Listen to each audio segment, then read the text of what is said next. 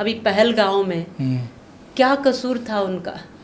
सिर्फ घूमने गए थे वो अपने परिवार के साथ, अपने बच्चों के साथ। ये घटना सामान्य थोड़ी है, बहुत पूरे ये घटना हिंदुस्तान को दर्दनाक तो है ही। इससे हम चिंता में तो हैं ही, इससे हम क्रोध में भी हैं।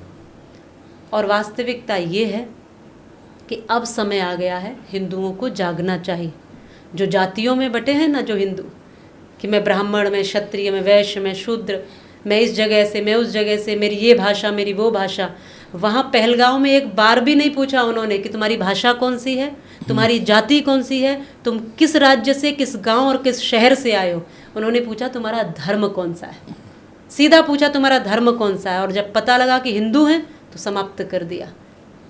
कपड़े उतरवा तक के देखे गए हैं कि तुम्हारा धर्म कौन सा है, कलमा पढ़िए, ये तक कहा है। तो शांति हमेशा हिंदू ही रखेगा, हिंदू हमेशा शांति।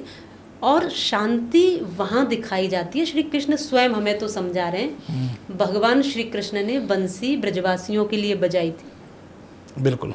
और जब वो कंस, जरासंध, शिशुपाल जैसे दुष्टों का सामना करने के लिए गए तो बांसुरी ब्रज में ही छोड़ गए कि ये बांसुरी तुम्हारे लिए है, क्योंकि बांसुरी का जो शब्द और स्वर और संगीत है वो तुमको समझ आएगा, कंस को या जरासंध को समझ आने वाला नहीं है।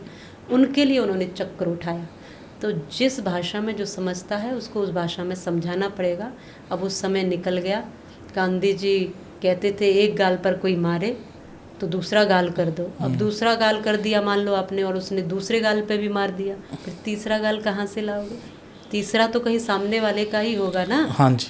तो आपको भी ये ध्यान रखना है कि अपने धर्म की रक्षा के लिए और अपने राष्ट्र की रक्षा के लिए सदैव आपको व्यक्तिगत स्वार्थ छोड़ करके आपको सामना करना ही पड़ेगा।